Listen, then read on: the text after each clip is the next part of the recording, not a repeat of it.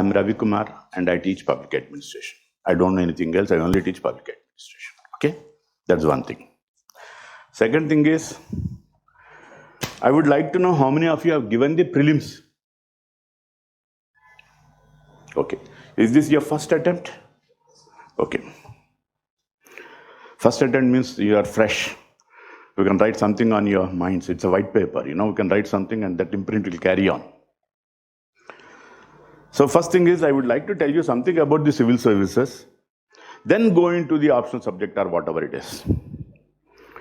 Most of the students who go for the civil services do not succeed. I don't know whether you have seen the statistics, right? About 5 to 6 lakhs, right? The prelims. Only about 13 to 14,000 come to the mains, and in that only about 1,000 come. This is the general strategy. What happens? What happens is that, the number of vacancies are the decisive factor. So if there are number of vacancies, say for example, there are 1,000 vacancies, 1,000 into 13 or 14 is the intake for a mains exam. You start like that. There are 1,000 vacancies, maybe at the rate of 1 per vacancy, 13 per vacancy or 14 per vacancy is the intake for the mains examination. That means for the mains, 13 to 14,000 people will be appearing for the mains examination. And for this, what happens is that about 5 lakhs of people appear for the exam at the prelims level. These are the odds that are there in it. It's not easy. It's not like that, you prepare, read the books, remember things, reproduce things. I know. How many of you are first class graduates? Most of you, right? 60%, 70%. How did you prepare for your exams? Final exams, let me ask you. When did you start? For the first day? When you joined the college or when your semester started? No, when was that? Last day. Let's be frank, right? That kind of a thing is enough for your academic exams. Because in a class, in a university, maybe 100 people may be there, 500 people may be there, 1,000 people may be there. You are competing only with 1,000. But in the civil service examination, you are preparing for competing with several people throughout the country. And people say there are certain prestigious institutions. For example, Delhi School is there, Delhi University is there, then IITs are there, IIMs are there. People come from all these. I don't know what is the logic. I find that a graduate from IIT is working in Swiggy to deliver food and other things. I don't understand why he has to study IIT and IIT, why he should be a IITian. I don't understand. A doctor who is supposed to be treating people forgets all this one and gets into the civil service where he does not treat anybody. Anyway, they are the what I would say is that there are certain things going wrong in the civil services. Anyway, I need not go into that, and I should not go into that, because some of you may be doctors, some of you may be engineers, some of you from the IITs. I may be discouraging you. I don't want to do that. But basically, it is my personal opinion why this is happening. There is something wrong with our education system, and I don't want to do that. Okay. Now, how to get into this 13,000 or this? Say, for example, here, how many people will come out of this 13,000? At the most, 3,000 people will come in. And in this 3,000, only 1,000 will get the job. And how many of you want IAS? 5? 6? Right. How many of you want IPS? 2. IFS? 1. IRS? Revenue Service? ED and other things. Nobody wants. But if you want these, say for example, 10 services, you can't be somewhere lagging somewhere in the 900th rank or 800th rank. If you are lagging somewhere in 800th rank or 700th rank, no, they will give you some service. Right? So you can say IPS means Indian Postal Service also, not only Indian Police Service. Okay? So you have to be somewhere in the top. For that, these institutes, our institutes, we don't try to teach you. Teaching means basically we are putting some ideas into your mind. We are coaching. Coaching in the sense, we find out what are your weaknesses, and on the weaknesses, we try to rectify your weakness and make you succeed. This is like a doctor treating. If you go to a doctor, you have to tell the doctor what is your symptoms. Basis on the symptoms, he will have his diagnosis, and then he will give you the necessary treatment. In a school, in a college, they don't do that. Do they ask you, are you interested in this subject when you take your M.Tech or something like that? They don't ask you. But here we ask you. If you are interested, you will put more effort. If you are not interested, you are not going to put many effort. And your effort has to be directed effort. How many of you know Telugu? All of you know Telugu? That's great. Telugulo oka samethi undi. Guddeddu chelo paddattu. Right? That means, it does not know how to eat the grass that is there. It cannot make the best of its time, best of the opportunity. So forget about that. Your preparation, what method that you have followed for your academic examination is of totally zero use. Your academic preparation is zero use, even though it got you 60% marks or 70% marks or even 100% marks, it is totally useless. You know what is the highest mark topper in the civil services got? If the total is 2050 or 2100 or 2050, you will find that you would have got something around 900 or 800 or something like that. Why is this? He's a topper. He's a topper in the academic examination. He got 70%, 80%. So 70% of 2000 is what? 1400 marks. Right? He should get 1400 marks. Why is that he's getting only 800? Have you ever thought of it? Is it not a point that you should think? Why is that a topper in the university, a gold medalist in the university, is unable to get the same 60% marks in the civil services examination? That means there is something wrong. What is wrong? Is the exam wrong? Or your preparation should be modified? We don't ask the change the house, right? Suppose you are going in a house for rent. Will you ask the entire house owner? Excuse me. Right. So you should think about this. What is happening? Why is it this person who is so appreciated in the academic examination is unable to do here? The thing is, in the academic examination, you are only examined on your theoretical part. Your common sense is not needed. Your analytical thinking is not needed. They will simply ask you explain or describe,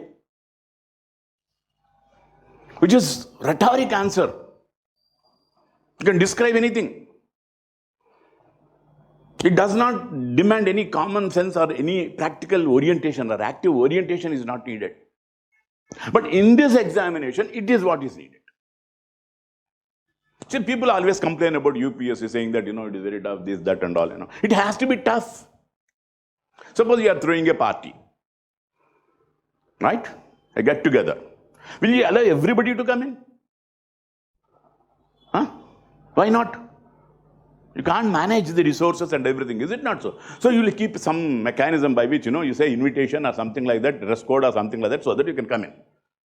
This examination demands that, you should have analytical abilities, practical orientation, with a theoretical conceptual understanding. If you have that, you are allowed in.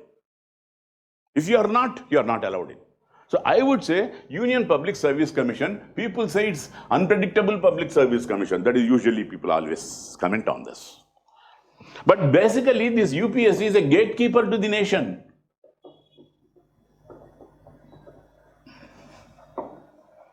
This is what is my opinion.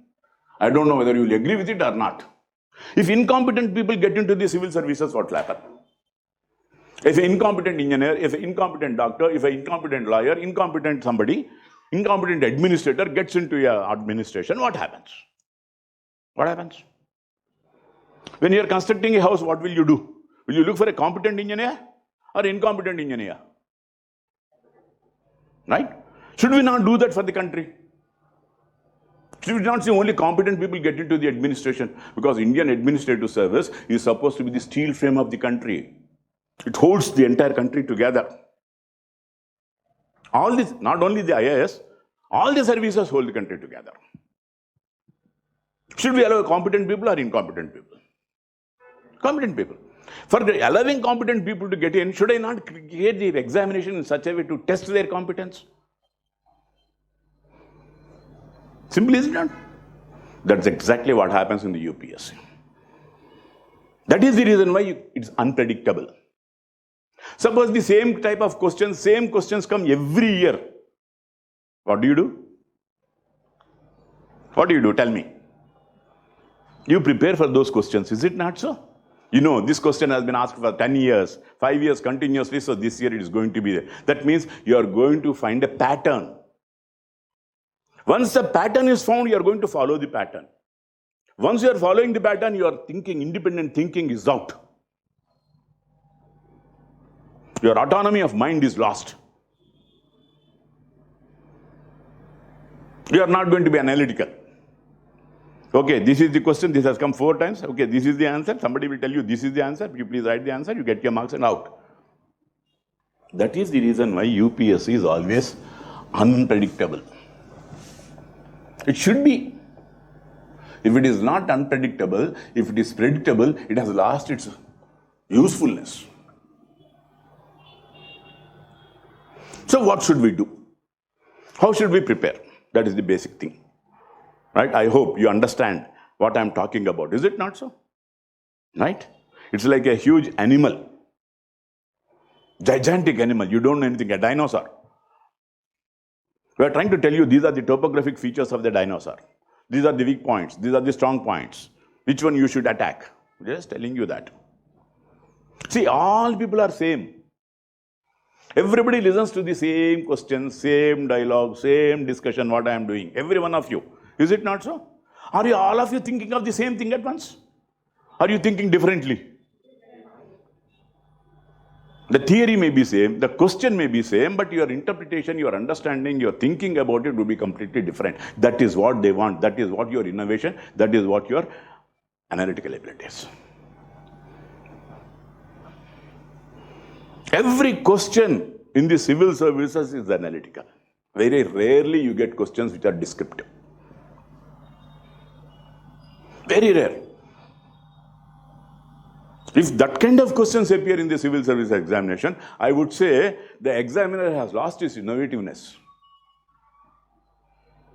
Every 3 years, the examination board changes. The chairman of the board, for every optional subject, every subject, there is a different person. They change. And they come out with different questions.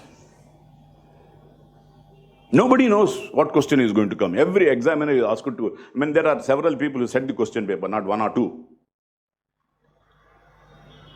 Each segment will be given to one person and said, you are an authority in this, please set 3 questions or 4 questions.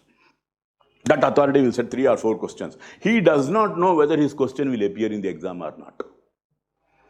On the same topic, they may ask 5 people. 5 into 3, they may get 15 questions. Out of the 15 questions, they may ask only 1 question.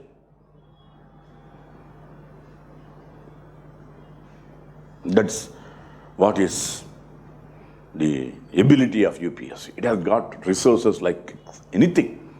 Extraordinary resources throughout the country. And it utilizes all the resources to get the best into the civil services. Best not in terms of academic examination, best in the terms of analytical abilities, innovative ideas, and practical orientation with conceptual understanding. You will have to evolve these skills.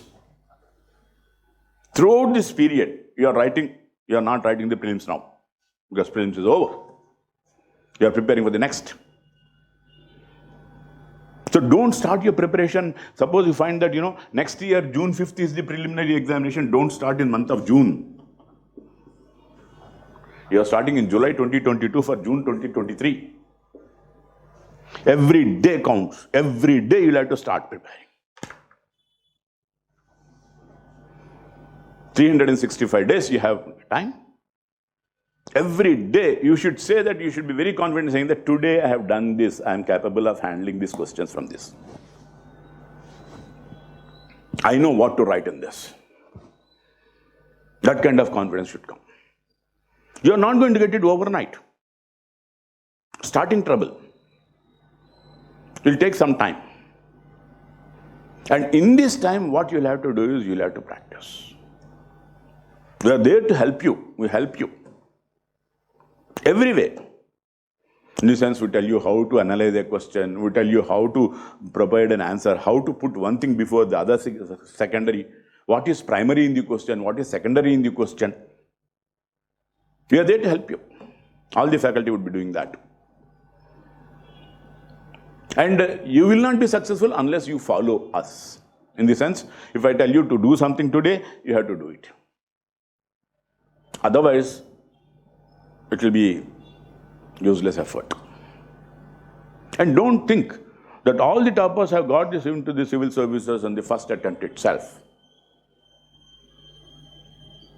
I don't know. I think all of you are around 20-25 years, I suppose. But I've been teaching for the civil services since 87. I think that is 13 years. This is 22 years. 35 years. I've seen several people. We have not seen many people getting into the civil services one attempt. It takes one or two. If you are capable, 2 is enough, otherwise 3. Then, even then, you will have to have a second string, but don't focus too much on the second string. If you focus on what happens if I don't get into the civil services now, you are not going to get it because your mind is a magnet. If you start thinking negatively, all the negative thoughts will come to you. Think positively, all the positive thoughts will come to you. So what you have to do is, I'll get into the civil services, maybe this attempt, next attempt, or next attempt. What is the general, this one? Why first attempt? In the preliminary examination, you don't know how your preparation is. What are your weaknesses? What are your strengths? You don't know. I know every institute gives you, including, we give you a preliminary mock test. If you compare the UPSC test paper and the test paper that has been given by the various institutes, you will find that none of the question papers of the institutes come on par with that of the UPSC. You have to study the past to define your future. So you find, no. So what you'll have to do is, you will have to take the old prelims papers and answer this and get them rectified, corrected. Then you will know what are your weaknesses. That means one attempt would be, unless you take the preliminary examination, you would not know whether you will be able to clear it or not. One attempt gone there. You take the prelims examination, then you know, okay, this is what it is, this is my preparation, I have gone wrong in my preparation, I'll have to rectify. These are my weakness areas, so you rectify. Maybe one attempt gone. Second attempt, let's say you clear the prelims and go to the mains. Mains is another obstacle. It's a hurdles race. Mains is a different cup of tea. Prelims, we used to have one friend, a student actually. He used to say answering prelims is very easy. You need only a coin and a razor. Heads or tails, A or B, C or D. Finish. Guessing. In the mains, they are not asking you why this, what is the answer, they are not asking you. They are asking why this particular answer is right. So in mains, they are asking you to analyze and tell why this particular thing is right or that thing is wrong. That is why you will find in the mains examination, you will find questions like comment, argue, justify, discuss. Very peculiar words. When you say argue, what does it mean? Argue for it. Give your reasons, give your logic. Comment means you have to give your opinion on it. Commenting. Your opinion is necessary. People say don't write an opinion. If you don't give an opinion, you have not answered the question. If you have not answered the question, why should I give you marks if I am the evaluator? I am asking your name and you say that, I am coming from Ahmedabad. Your name is not Ahmedabad, is it not? I will not give you any marks for that. Comment means basically opinion. Behind your opinion, what is there? Your analysis is there behind your opinion. If you think that is right, There are some reasons why you think that is right. If you think that is wrong, there are reasons why it is wrong. It is not necessary to give both. You are not going to satisfy anybody. You say it is wrong, it is wrong. Give your reasons and leave it. You say it's right, give your reasons and leave it. That's all. Not necessary that you should combine both and give an answer. You don't find this kind of questions in academic exams, do you? Never mind. There are statements. Everything is a statement in UPSC exam. Everything is a statement. And then there's a comment, discuss, evaluate, elucidate, explain, illustrate, argue, justify. So your answer is not reading the statement. Your answer is this. You are answering this part of the question, not this part. This part is only a tagline. This is the actual part of the question. This is what is needed in the UPSC. So, basically, I would tell is that you have to change your complete preparation. Your method of preparation should be completely changed for the civil service examination to be successful. One more thing. Sometimes some questions are asked in the prelims. And these questions in the prelims form a part in the mains examination also. This would be a basis. Some statements are given in the prelims. You will find that the same statement comes in the mains examination as a tagline saying that comment, argue, justify, discuss, something like that. And so, even if you are finding an answer, A, B, C, D, there is some logic behind it, is it not so? You'll have to think, you'll have to analyze. For that, you need conceptual clarity. So, first thing that you need in the civil services examination to write and be successful is conceptual clarity, whatever concepts you are talking about. Clarity of concepts. First thing is that. Once you have clarity of concepts, things will fall easy. Second thing is that, everyday administration is a dynamic activity. And that we are talking about public administration. Business administration is very narrow. Public administration is very broad. That's our subject, my subject. I don't know whether you have chosen it or not, but that is my subject, my baby. Right? Sometimes you find that business is trying to modify the government, but ultimately government will modify the business. Do you think private companies would give you provident fund, etc., etc., if there is no law? They won't give you provident fund, is it not so? Nowadays, the government is thinking of 4 days working in a week, 4 days a week. Suppose it passes a law. What will the business do? Will they follow or not? When the government said you have to make arrangements for work from home during the corona period because of this disease and all, what did all the companies do? Simply followed. Now, who is dominating? Is it the business dominating? Is it the government dominating? Government. Everything in our life is dominated, touched by some government or the other. Most of you got free doses. Government. Right? Everything. Previously, we used to say, for government, we used to say, cradle to grave. We say, government involves our lives from cradle to grave. Cradle, to grave. Grave also we know. Today, even graveyards have to be defined by government. Government will say, this is a graveyard, please don't construct a house. This is a lake, please don't construct a house. Cradle to grave, that was the original idea. That means after the baby is born, from that to grave, government is going to interfere. That was the original idea. Now what has happened is this has completely changed. Now it is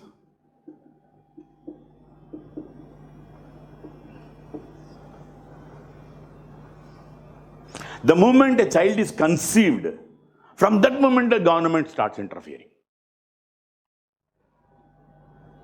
First of all, it says don't conceive. Family planning. China is going the other way. Please conceive. Interfering in our daily life. Right? Japan. Most of the young people are working. They are workaholics. They don't go home. The government says, please, Saturdays and Sundays, don't work. Please go home, have a family and brave children. Conceive. Because the population is diminishing.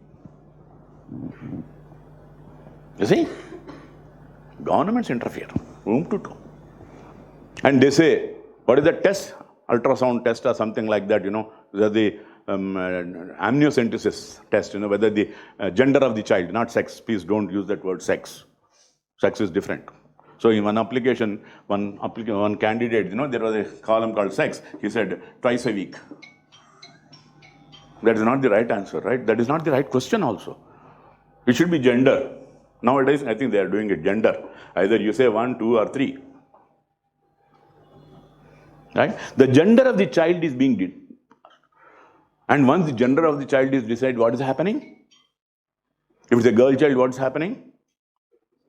Medical termination of pregnancy, MTP. Abortions.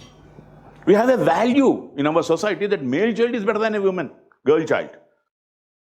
See, the values affect administration. So administration is trying to change the values. How it is trying to change the values? For example, you have a girl child, we will say, Kalyana Lakshmi, 1 lakh rupees deposit.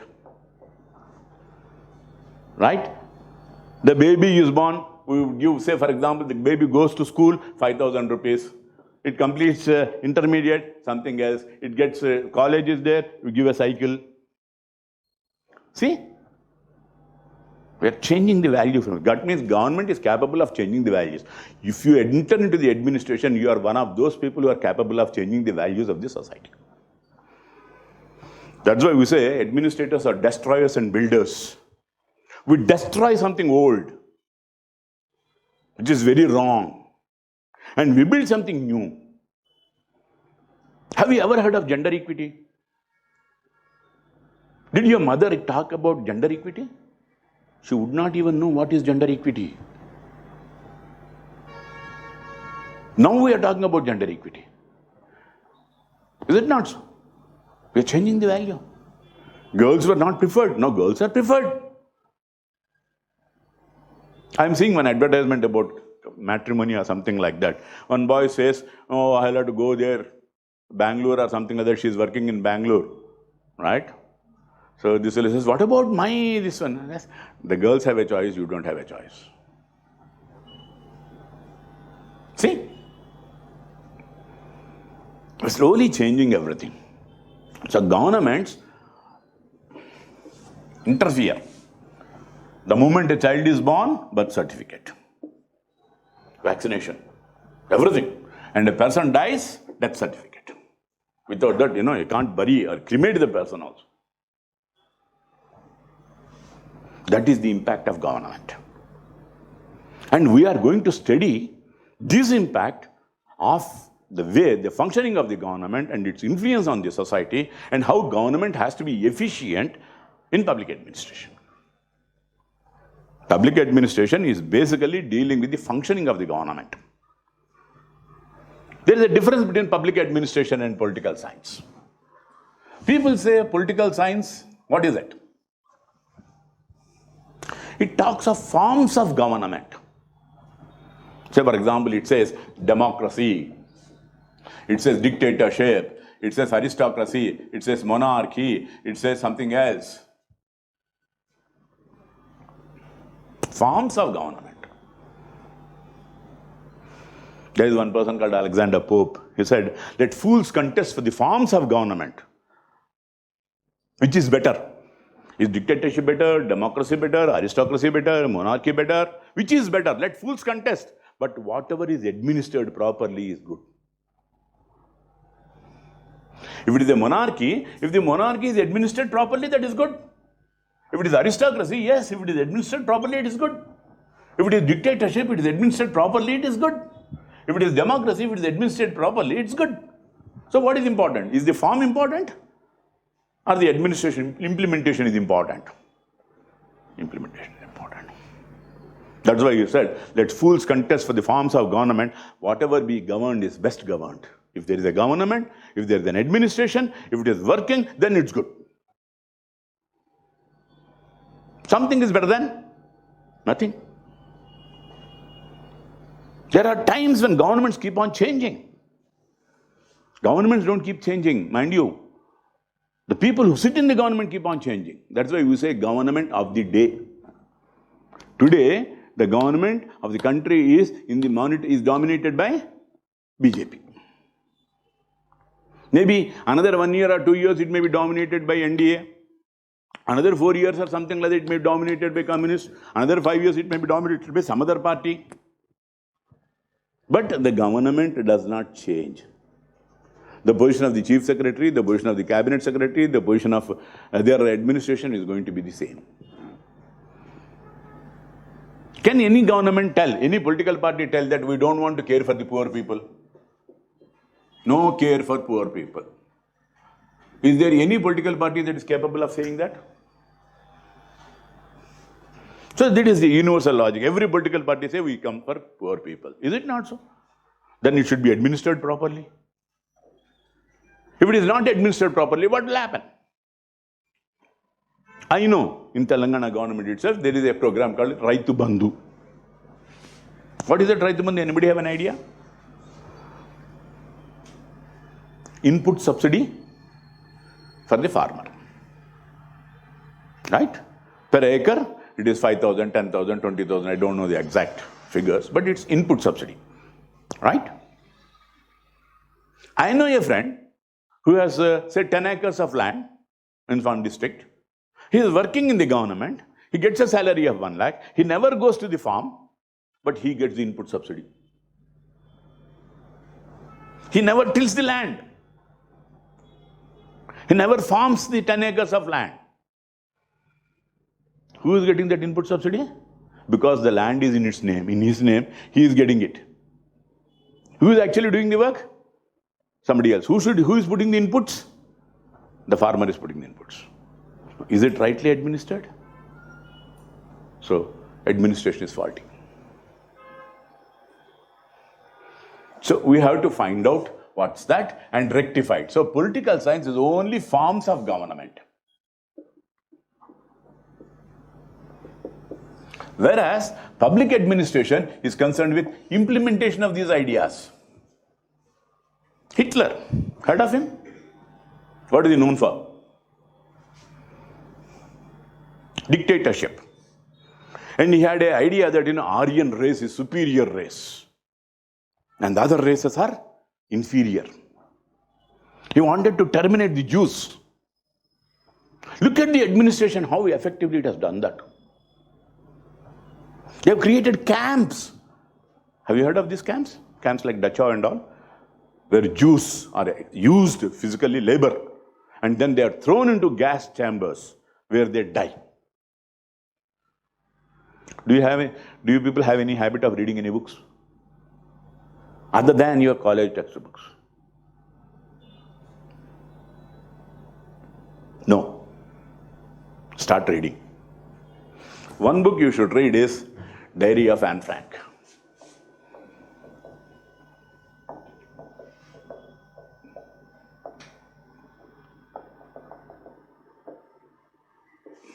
Schindler's List.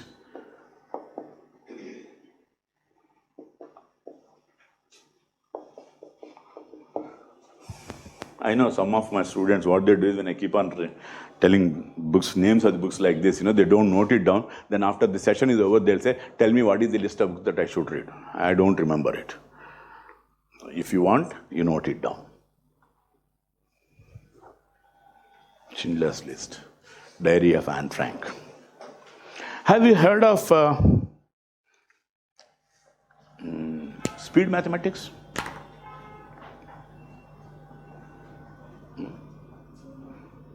Speed mathematics. There is one person, Tech, his name. He was a Jew. And he was not knowing when he will be killed. He was in the German camp. So what he used to do is, he used to sit in the toilet, and on the toilet paper he used to write the mathematical formulas. Later on, it was smuggled out. Trachtenberg system.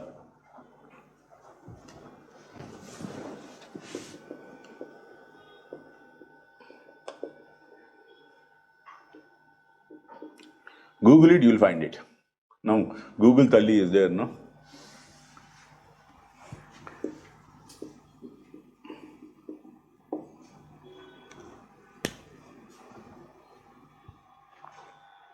So, they did it in a very systematic manner. They exterminated almost all the Jews. These are the people who survived. Albert Einstein was also a Jew. Luckily, escaped. But that administration was so capable of finding out where the Jews are, identifying them, using them physical labor wherever possible. Once their utility, they have lost their muscular ability, physical ability, then extract whatever gold or whatever this there, they are supposed to be very rich. They used to have gold teeth. So they used to pluck out the teeth, dentures, then throw them into the gas chambers. Very effectively done. Administration. Administration very capable. So political science will tell what is to be done. Public administration will do that. Right? The entire administrative agency will do what the political parties or political party in power tells. Right? Nowadays, there are attempts to even dilute the civil services. We'll go to that later on. But right now, what you should remember is that civil service has no mind of its own. Every individual has analytical mind, but collectively does not have a mind. Its mind is only how to do this thing. So Hitler said, terminate the Jews, we did it. Somebody says something else, increase the population of the country, we will do it. Somebody says, some political party or the party in power says, reduce the population of the country, we will do that. China, for example, it has come out saying that, if you have more than one child, there was one child policy. If you have more than one child, you will be imprisoned, jailed. Successfully done. Now they are changing their policy. They say you can have second child or third child. You see? So, administration is like an efficient tool. It's like a pen in your hands. Will it write automatically on its own? No. Your mind will have to tell what is to be written down. So, that's why we say politics is the soul of administration. Or political science is soul. Not S-O-L-E. Is there a difference between these two? Soul is this. Other soul is this. English language is very peculiar. Bernard Shaw once said, if you have to write in English language fish, you have to write like this. That is the spelling of fish. G-H-I-N-T. Laugh. What is the spelling of laugh? G-H-I. What is the spelling of nation? T-I-O. So T-I. Fish. Okay. Very peculiar. The words that you use, you should be very careful. People don't make a difference between there and there. Is there a difference? There. There is possessive. This is there. But the pronunciation is same. So what happens is that instead of writing this, we'll write this. And instead of writing this, we write this. The meaning changes. So command of your language is also important. It's not easy. You'll have to write 200 words, 250 words. In 250 words, you'll have to express all your thoughts or maximum number of your thoughts. So precision is very important. You have to express precisely what you're thinking. Perfect words. Words are there for only to expression of your ideas. You should do that. Imagine The Prime Minister is going on a tour to Sri Lanka and he asks you to give a report of what is happening in Sri Lanka today, the economic crisis. You collect all the newspapers and say, please read it. By the time you reach Colombo, you will know everything about Sri Lanka. Or will you prepare a gist and tell, this is what it is? What will you do? You are the secretary to the Prime Minister. What will you do? You have to prepare a gist. So, precision of words. That is the reason why they put a word limit. The idea is very big. But they don't want you to write everything. They want you to precisely confine only to the idea that is there, the issue that is there, and that too in 200 words or 150 words or 100 words. It's not an easy task. That's why these are the difficulties that are there in the civil services examination. So 1 year you try this, second year you improve, third year you get into the service. I know several students who got first and fifth ranks and 15th rank, etc., etc. You might have seen recently in Usmania University, one person, Burra Venkatesham, got facilitated. Is it not so? You might have seen in this one. He was a 15th rank holder. But initially he was a customs appraiser in Bangalore. Another attempt he gave, he got 15th rank. There is one person, I know directly, Adapa Sridhar. Sridhar. He is an IAS. Previously he got IPS. And then in IAS, next exam he got 5th rank. He was there in the police academy. Do you know what is the rigor of the police training in police academy? Any idea? You are supposed to get up early in the morning, 5 o'clock or something like that. Then is a parade, something like that. Then classes, everything, training, so much hectic. You don't find time at all. But how is this person while preparing, while living or working or undergoing training in the National Police Academy was able to get 5th rank in the next examination? Mind you, academies are not giving you leave. Previously 1 month you want, they used to give. But now they are saying no. And if their exam is for 5 days, we'll give you leave for 5 days. There was one person who has got into the Indian Police Service. He was there in the academy. He cleared the prelims. He wanted to go for the mains. Previously, before that, before the change in the pattern of the examination, the civil service examination used to go for 21 days. 21 days. GS, essay, GS, history, languages, one by one. And each optional used to have plenty of gap. After GS, the first paper is history because many people will go for history. Then something else, then something else, then something else. Chemistry, maybe one person will be writing, that will be the last. Right? Pali language. That was also there. 2 people, 3 people write, that is in the last. Like that, it used to go on 21 days. Reforms, 5 days. So he wanted leave for 21 days or 1 month. The director said, no, I can't give you leave. We are short of police officers. Then he said, I will resign. He said, do. That person resigned. Wrote the exam. Cleared the mains. Went for the interview. And the interviewer asked him, why did you resign? Is the Indian Police Service not a service of the country? Is it or not? It is. Why did you resign? He can't say, I want to serve the community. You see? Police also serves the community. He had no answer. Rejected. Gone. He lost his police service. He lost the administrative service.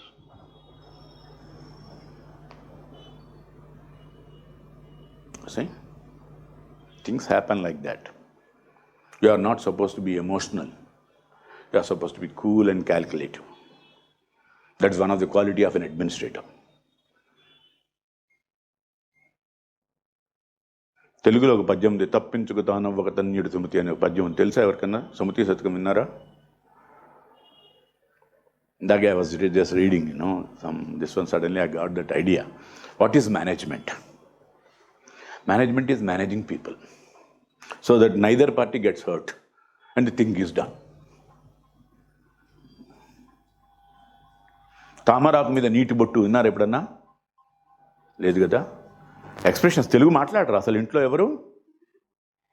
అంతా English హిందీయేనా? ఇంకేమైనా foreign లాంగ్వేజెసా? అంటే ఇంట్లో వాళ్ళతో communication లేదా? ఉంటుందా? ఎప్పుడు ఇట్లా రావా? వస్తాయి కానీ వినరు. ఏదో చెప్తున్నాళ్ళే ముసలాయన అనుకుంటారు. నేను అంతే. తామరాకు మీద నీటి బొట్టు అంటే it never touches, does not wet the surface, it keeps on moving like that. Management should be like that. It should not either hurt anybody's sentiments, and you should can. So a civil servant is also a manager. He should not hurt the political boss, he should not hurt the citizen. He should be able to get the things done. How he should do? He should be able to analyze. Basically that is the aspect of it. Got the idea of civil services? And for that, why should you choose public administration? That is the next point. The thing is, public administration is also a subject. It was introduced only in 87. Before that, it was a part of management. Before that, it was a part of political science. You were supposed to take two optional subjects. And political science and public administration, management and public administration, commerce and public administration were prohibited combinations. That means you are not allowed to. Because there is a lot of overlap in the syllabus. So, let's go to public administration. If you look at public administration, you will find that the subject is very young and very short in syllabus.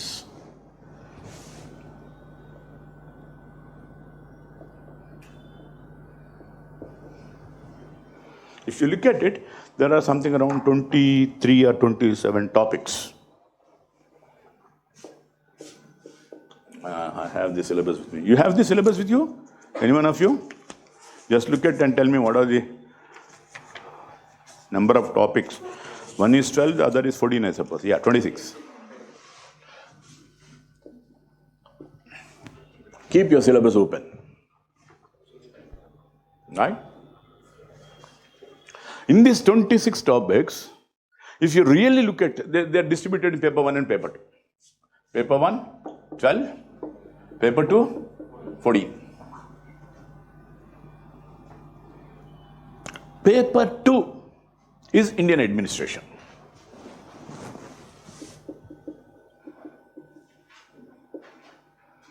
And this Indian administration covers the entire your polity. In GS you have a segment called polity, is it not? Your entire polity segment is covered in this.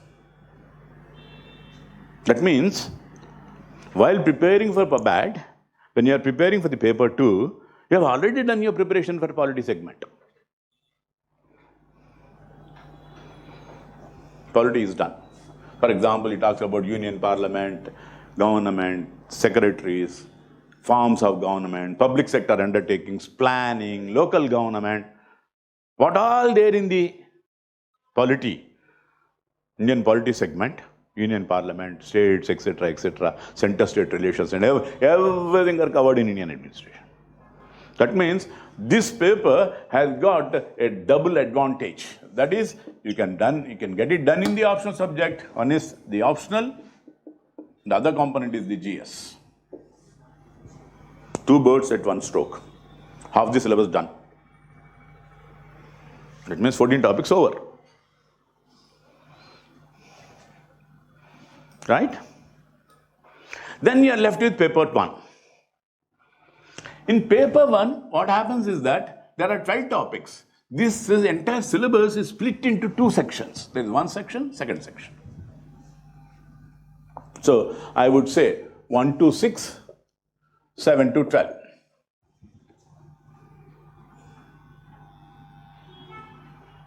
Right. Now, in this 1 to 6, generally what we discuss in public administration is that we discuss the nature of public administration.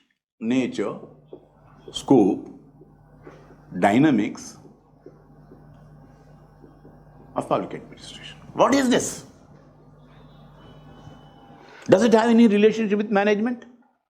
Why is it having any relationship with management? Is there a difference between business administration and public administration? Welfare administration? If there is a difference, what is the difference? Or is it that there is only one topic called administration and then you add a different tax to it? Say for example, let's say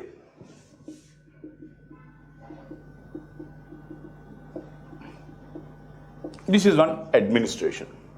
You can add a tag business. You can add a tag hospital administration. You can add a tag hotel administration. You can add a tag welfare administration. You can add a tag educational administration. You can add a tag industrial administration. You can add a tag personal administration. You can add a tag financial administration. So which one should we learn? Which one should we understand? Right? Mathematics, you try to look at the common factor, is it not so? No, what is common in this? Administration is common. So what you'll have to do is you'll have to understand administration. This exactly is done in the first section of the paper 1. We define the meaning, nature, scope, significance. We say whether it is different from business administration or private administration. What is the new ideas that are there in administration? What is the new public service commitment that is there in administration? Everything. Then we talk about management. Most of you are engineering students, am I right? Some of you at least. Majority. You have a paper in management? Anybody? F.W. Taylor, have you heard of him? Scientific management? No. Mayo? Human relations? Heard of him? All these people are there in this. Organization theory. Leadership? Motivation? No? Then you have bunked all the classes there. Don't bunk here. I know, your minds are very clever. So I know, my son was also an engineering student. So what he used to do is in a year, if they say 70% of the classes have to be attended, he'll find out what are the 70% classes and he'll cut the other classes. 30% of the classes are bunked. 70% is minimum, right? So we do the minimum. So don't do that here. Right? See that you and 100% of the classes attend. Thinkers of management. These people have changed the world of management. There's one person called F.W. Taylor, scientific management. He is the first person to introduce the scientific methods into management. Stopwatch, heard of it? Bonus system, heard of it? Taylor introduced. He introduced everything in somewhere in 1915, 100 years ago. Today also we are following. So most of the organization theory, or that's called administrative thought, is overlapping with management sciences. Topic number 2, topic number 3, that is administrative behavior, then organizations. At topic number 4, all these 3 are one single component. We don't separate it. We talk of all these people, they have all these leaders, their names are given. Classical theory, Weber's theory, then you talk about Foley, then you talk of Mayo, Bernard, Likert, Argyris, Simon, everybody, leadership, everything. So, 2, 3, 4 topics are one single topic. Then you have a 5th topic, accountability and control. That is 6th topic, accountability and control. Accountability and control is also seen in paper 2. How does the parliament control the government? How does the parliament hold the government accountable? Who is superior, parliament or the government? Tell me. Who is superior? Who is the boss? Huh? Constitution. I'm not talking about constitution. And who gave the constitution? You're right. Okay. Who gave the constitution? Huh? What is the preamble of the word constitution say? Who gave the constitution? And where are people represented? Parliament. So Parliament is superior. See how easy it is? The only thing is you'll have to think. What is the term of the Prime Minister of India? 5 years. Wrong. As long as he has got the majority, he'll be there. There was the Prime Minister of India for 12 days, Vajpayee. He did not last for 5 years. No, I think if Modi is there for another 5 years, you said the term of the Prime Minister of India is 15 years. In that case, you'll have to talk about Nehru, 17 years. Then you'll have to talk about Indira Gandhi. That is not the term. You see? The term of the Prime Minister of India is as long as he enjoys the majority of the Parliament. And he is accountable to Parliament by means of what is called as a no confidence motion. Accountability and control. That is with paper 2 as well as in paper 1. Another topic gone. Right? Then you have another topic called administrative law. See, administrative law is a law to govern the administrators. Every officer has got some discretion. Discretion means freedom of choice. You can do whatever you want within the area. So what we do is, we say, this is the minimum you have to do, this is the maximum you can do. Minimax model. So what is the minimum activity that you will have to do? What is the maximum of authority you can use? Because our constitution gives fundamental rights to the citizen. No officer in this country can encroach upon our fundamental rights. You have a right to speak. You don't like the government? If you are silent, what happens? Government continues. You don't like the party, but it continues because nobody is speaking against it. Suppose you speak against it. Somebody may say, yes, you are right and join you. Ultimately, this may become a very good party. It may overthrow the government also. So if a police officer thinks that you are speaking against the government, you are overthrowing the government and arrest you, does he have the right? No, because fundamental rights. So he can't do that. So minimum max, what is that minimax? What is the minimum he has to do? What is the maximum authority he can exercise? Is defined by administrative law. Sometimes the administrators take wrong decisions. They are in an emotional state sometimes. That is why you will find that several cases are being pending against IPS officers and IAS officers. The other day, an IAS officer has been attending a court. An IPS officer in Gujarat had been asked to come appear before the court. They take certain decisions because of political pressure or something like that. In Andhra Pradesh, in the combined Andhra Pradesh, we have seen several officers like Lakshmi, Sri Lakshmi and others who have been arrested and imprisoned because of some decisions they have taken using their discretion. So how to limit the discretion? How to define this is the minimum work that you will have to do, this is the maximum amount of authority that you can exercise.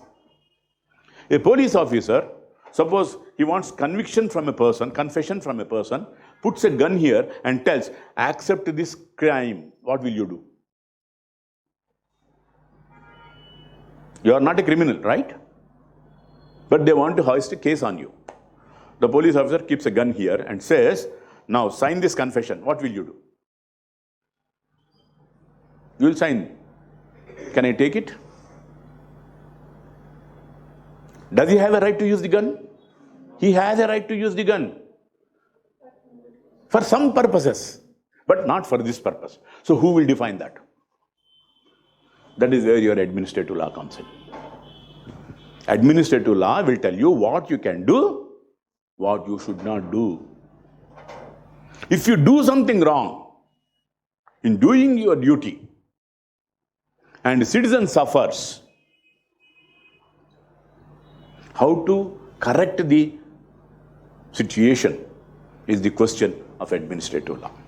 That is why under administrative law, we discuss administrative law, we discuss administrative tribunals, and we discuss delegated legislation. 3 topics are there in it. All 3 are rolled into one.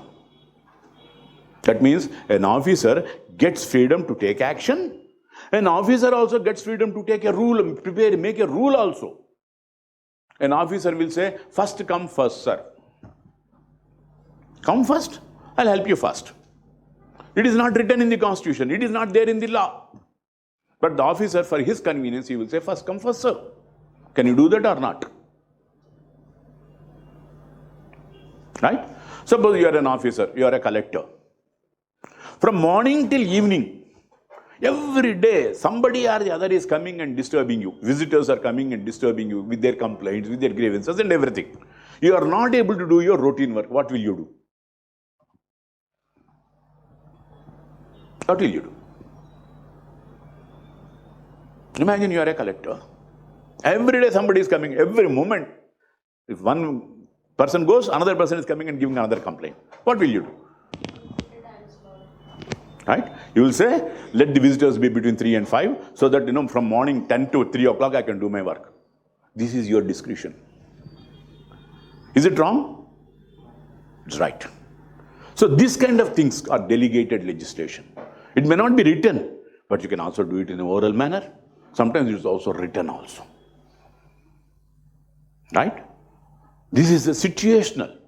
You see the situation and decide this is the time. Suppose you are a police officer, this is the time to disperse the mob.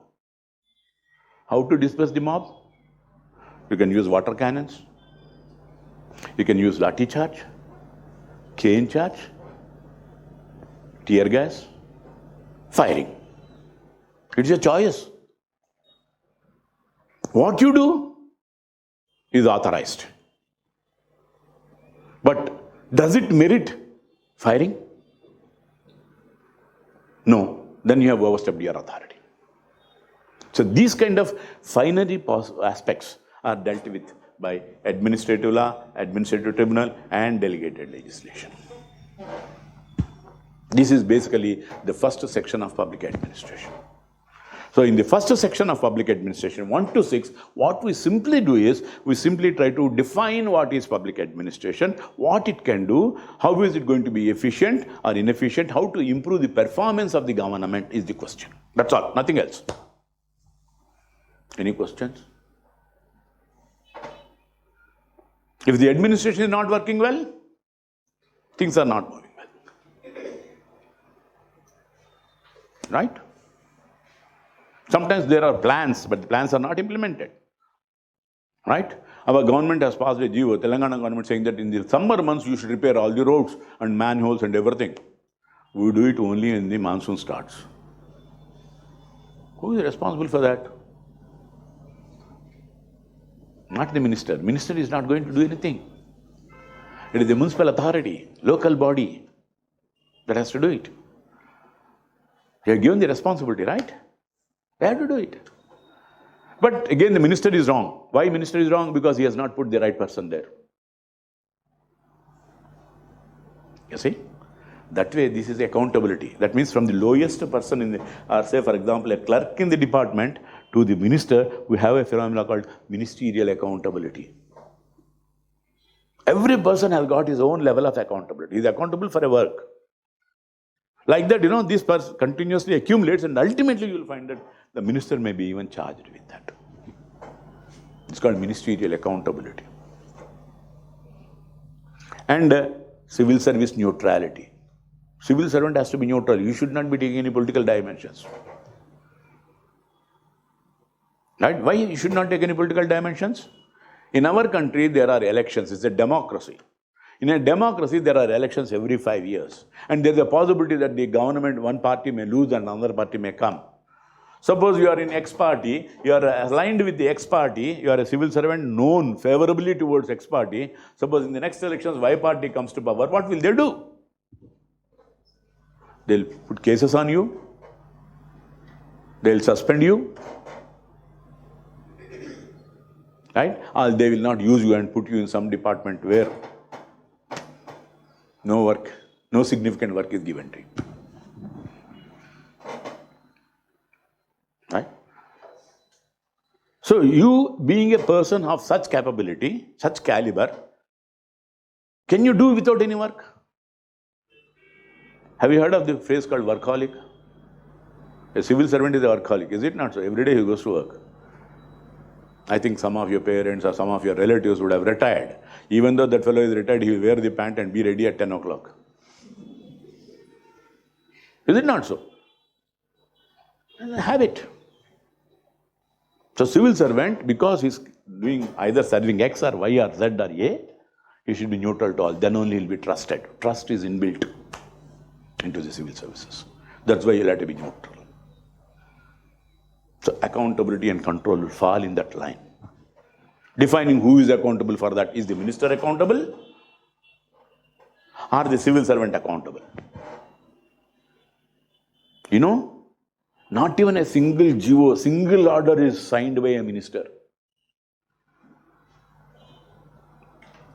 If our KTR is a municipal administration minister, not even a single order from the municipal department comes from the signature of KTR. It comes from secretary to municipal administration. He is the person who gives the GO. He is the person who gives the order, not the minister. Minister will give orally, that's all. I'll put it in the note and say, Minister KTR has asked me to do this and I am giving this order, that's all. So everything depends on the civil servant. So accountability becomes very important.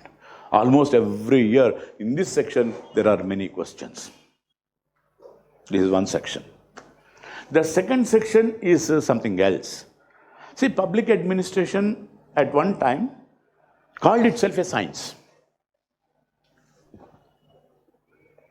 And science has a peculiar feature. The peculiar feature of science, any science, is universality.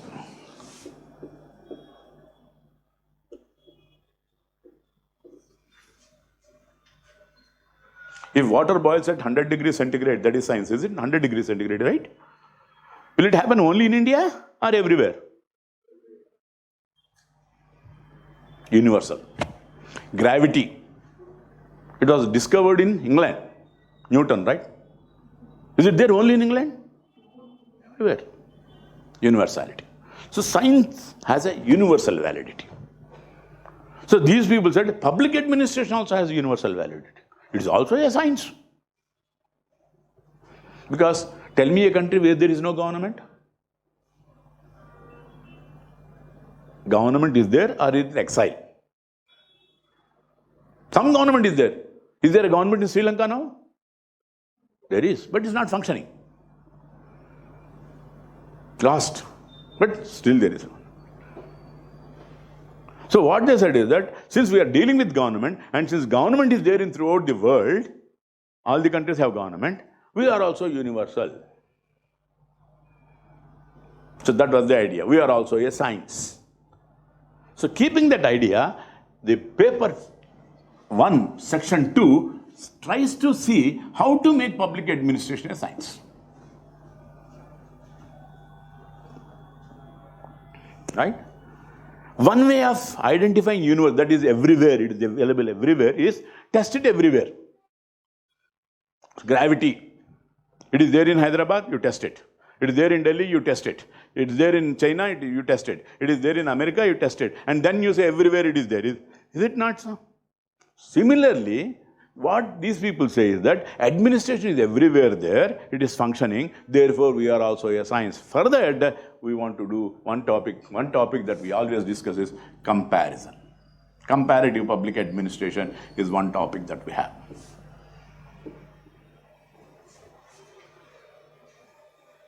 Your syllabus, section 2 starts with that, comparative public administration. Am I right? So here we try to see the administrations of different countries, how it is functioning, we compare, and we try to identify, is there a common element in all administration, in all these countries? If there is a common element, we say that is the science of administration. Simple logic. When we are doing this, the scholars of public administration found one thing common in most of the countries. If there are 193 countries or 200 countries, how many countries are there?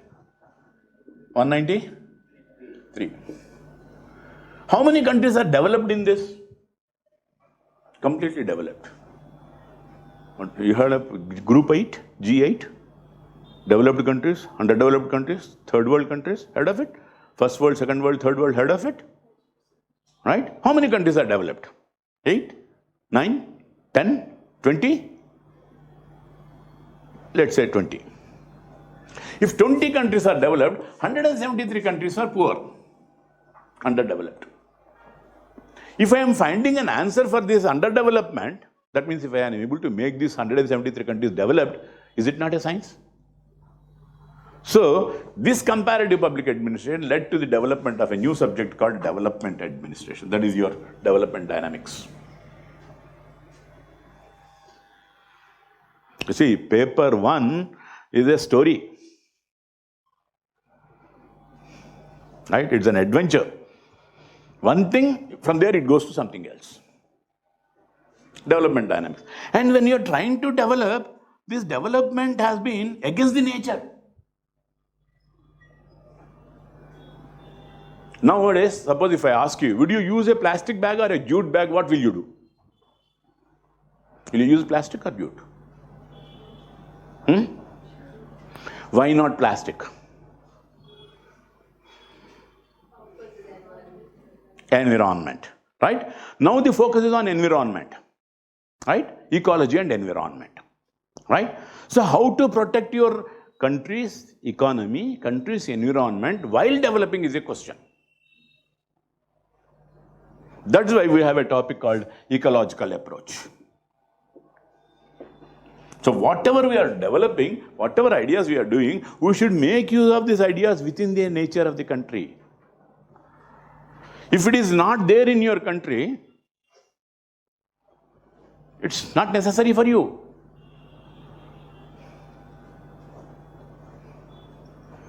Summer vacations. Christmas. When is Christmas celebrated in India? December. Winter. What about Australia? Is it winter or summer? Something else? You see? Everything changes according to the environment. In South India, because there are a lot of rivers, water is there, land is cultivable for rice, we eat rice. North India, they eat wheat. In South India, we wear a lungi. See? Good people. Humid weather. Lungi is more comfortable than pajamas. North India, it's cold. Most of the time it's cold, so you wear a pajama. Culture, environment, dressing, eating habits, everything are based on the environment that is there. What is available? If you go to Kerala, you will find that everything is made of coconut. Even the spoons and ladles are also used of coconut shells. The reason is coconut is abundant. Sweets are made of coconut. Jackfruit, coconut. Everything. You don't even use that. But you know the external impression. Our dress is changed, everything is changed. Nowadays we eat fast foods. People say obesity is one of the major health hazard. People in the earlier generations never felt obese. We never find one or two people are very stout, but there is no obesity. They did not eat wheat, they did not eat any fast food or anything like that. Nowadays there are so many fad foods are there. Now there are so many apps are also there which tells you don't eat this, calorie counting, everything is done. I don't know. But if you live in your environment, you are able to survive. Ecology is basically how to live in your environment. So administration also has to survive. So if administration has to survive, the environment also has to be modified. Or, if you want the environment to modify, your administration should be highly capable. Otherwise, your administration will be trampled by the environment. Nowadays, one of the major problems that is plaguing the Indian administration is corruption. Right? There are so many agencies that to remove corruption. CBI, then what?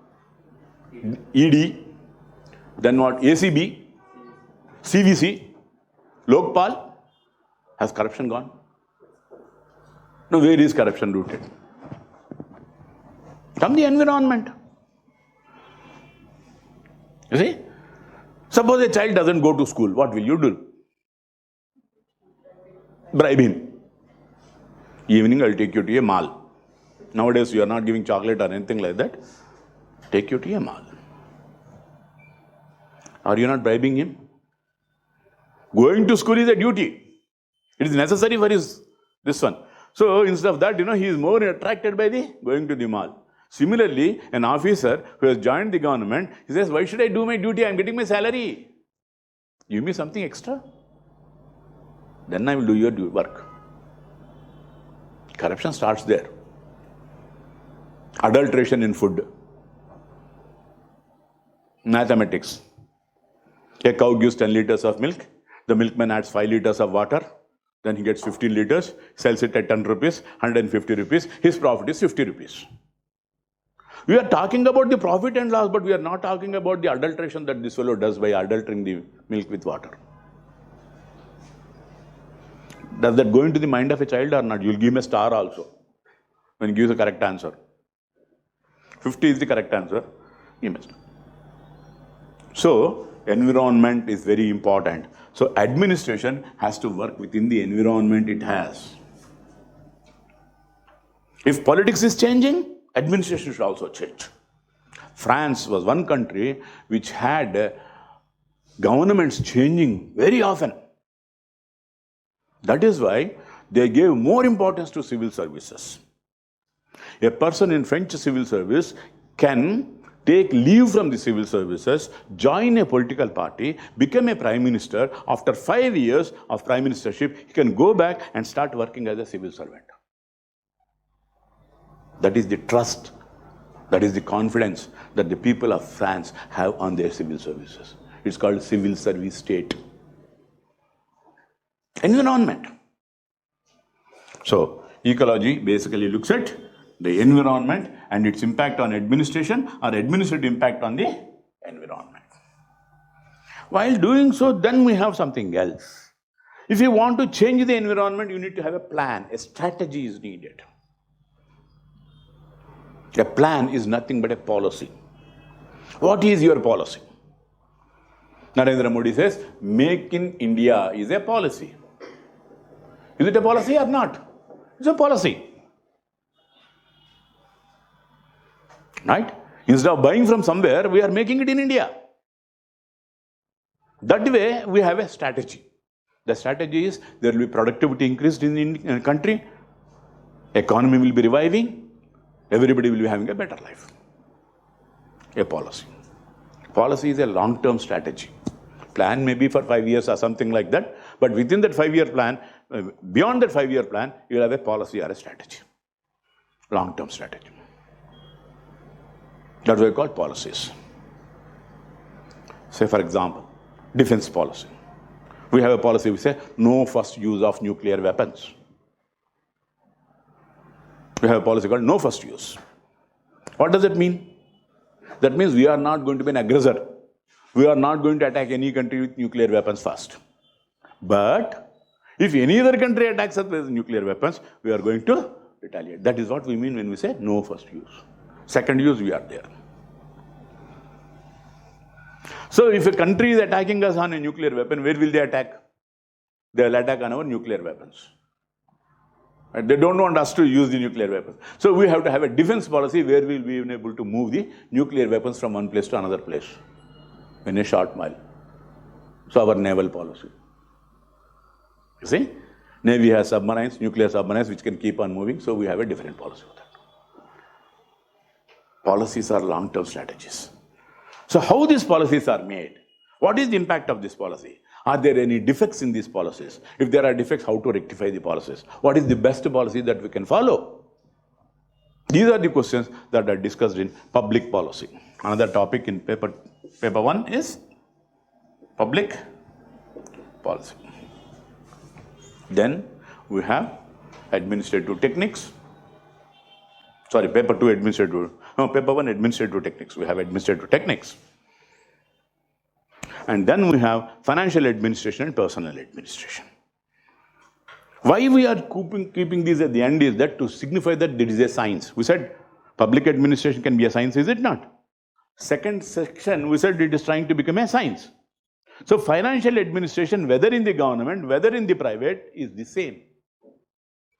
Personal administration is choosing the right man for the right job. Right? In the business, do you choose a right man for the right job or not? In the civil service also you do the same. So the techniques of personal administration, the techniques of financial administration, both are one and the same. Therefore, we declare it and say that it is a science. Right? To prove that it is a science, we have two topics, that is personal administration and financial administration, and techniques of administrative improvement. Techniques of administrative improvement are O&M, organization management, performance budgeting, PERF, PERT, CPM, critical path method. These are the techniques how to improve, identify the bottlenecks in administration and rectify the bottlenecks so that administration can function in a smooth manner. These are the techniques of it. So these are the topics in paper 1. So in paper 1, what you have to remember is that there is a continuous story. One is section 1, the other is section 2, both. If you remember these basic themes, public administration is going to be easy. Nothing else. You need not by heart anything in public administration. You need not reproduce anything from any book in public administration. If you understand the idea, understand the concept, it's your. You have your vocabulary, write your answers. Remembering, reproducing. Suppose if you have to remember, you remember, again you will start from the beginning. Is it not so when you are reciting something, a poem or something in your school days, you have forgotten some word. What will you do? Go back from the beginning and start. That kind of thing is not necessary. You understand a concept, apply the concept and write your answers. Simple as that. So one paper gone. The second paper is only 2 stories are there in it. Now look at the paper 1 and paper 2 combination. Say for example, if you look at the paper 2, take paper 2. Your union government administration, what does it do? Executive, parliament, judiciary, structure, functions, etc., etc. Then come to the state government and administration. Again the same thing. There is no difference in the organization of Legislative Assembly or the Parliament of India. Both are directly elected, both are indirectly elected. The only thing is numbers are different. Right? The Chief Minister is here, the Prime Minister is there. Cabinet Secretary is there, Chief Secretary is here. Apart from that, there is no. Secretariat is there, Secretariat is here. You call it as State Secretariat, there you call it as Central Secretariat. The organizations are one and the same. That means another topic down. Right? That means state administration and union administration can be combined together. When you are preparing for one, you have prepared for the other one. Then, look at the topic planning. In planning, we talk about the concepts of planning, then we talk about decentralized planning. Your decentralized planning basically is Panchayat Raj, 73rd, urban local government and rural local governments. These two are combined together, urban and rural local governments. Rural governments are what? Panchayat Samitis, Gram Panchayats and Zilla Parshads. Urban local governments, municipalities, metropolitan administrative, town committees, etc. Both are 73rd and 74th Amendment. One important thing in both of these topics, plans and in these urban and local government, is district planning committees. Excuse me.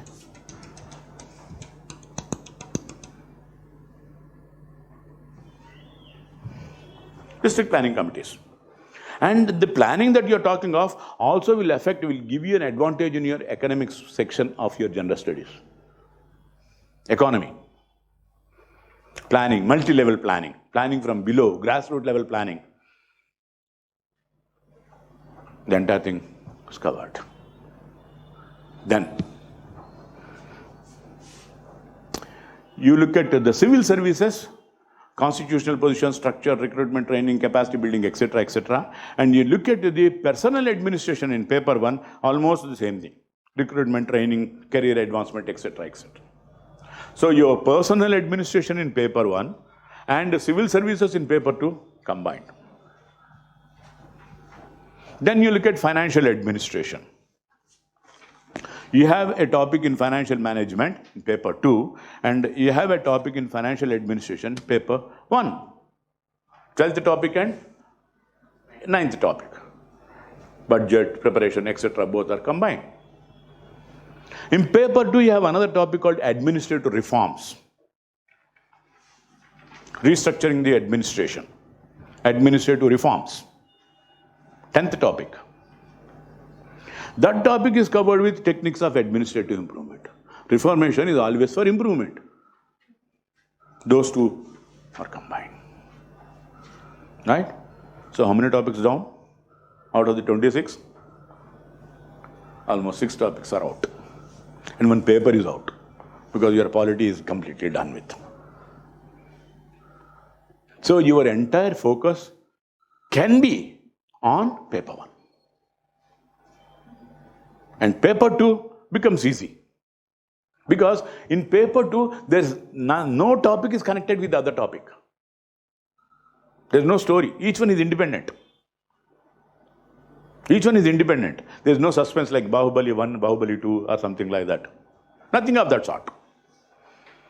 Each one is independent. Finish. That's over. You talk about evolution of Indian administration, that's over. You talk about philosophical undertakings, that's over. You talk about public sector, that's over. You talk about civil service, that's over.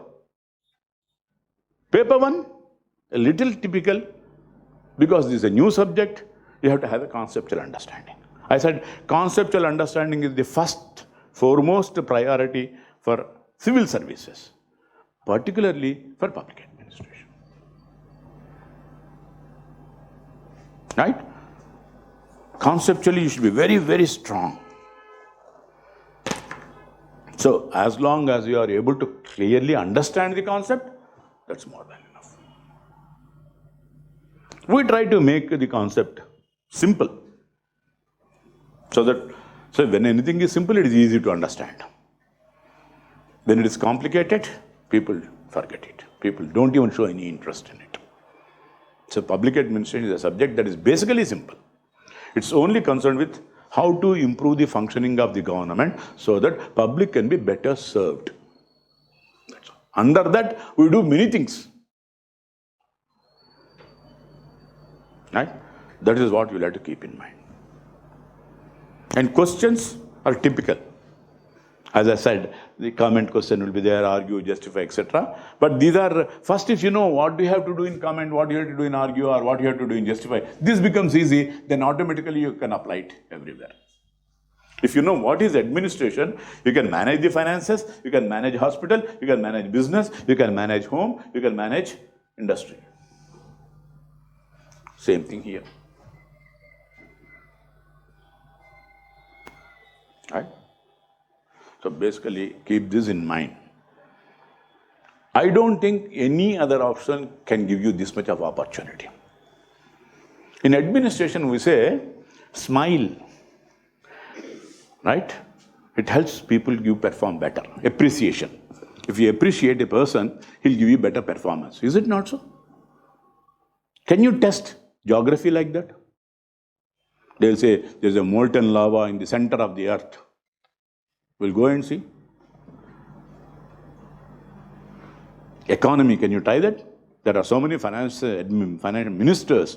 They are talking about economy management, Nirmala Sitharaman and everybody, but you find that their plans of economy are not working. Is it not so? Right? History is past. We study the history to define the future, but we're studying only the past. Living in the past doesn't help you. This is a dynamic subject. Anthropology, another subject people talk about. I had to do that. Basically, if they say the jaw is like this, so you are going to study the person's jaw and say this person is being like that, behaving like that. How can you get more work from him by looking at his jaw? Administration is basically getting things done. Getting things done. How can you get people to do work? Dynamics. It's a dynamic subject. Contemporary subject. Every day something or the other is happening. That is why when you are answering paper 2, you should also keep on contemporary dynamics. When you are answering any question in paper 2, generally what you have to keep in mind. One is, India has a long history of colonial rule. Is it not so? And we always say, whatever the British have given, we are continuing the same administration, including the civil services. They started the civil services, we are continuing it. They gave the parliament arrangement, we are continuing it. Right? They gave the UPSC, Federal Public Service Commission, we are continuing it. Even our constitution is a modification of the 1931 Act. So, everything in Indian administration, when you are writing an answer, one thing you cannot ignore is colonial context.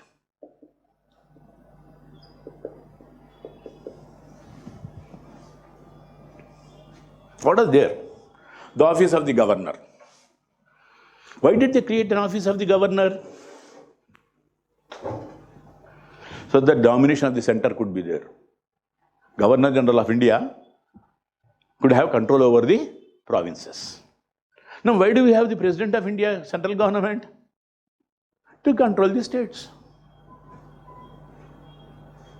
GST. All the states have suddenly surrendered themselves to the GST. Now, the government of India is taking money from the states. It is not spending it back to the states. Is it not a crisis? Control. Domination of the center. India is not a federation. Federal in structure, unitary in spirit.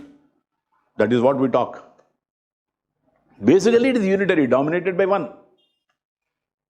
But structure is federal. So, colonial context. After this colonial context, colony has been removed. I mean, we lost through the British, we have created our own constitution. So, constitutional arrangements. What are the arrangements that have been made in the constitution?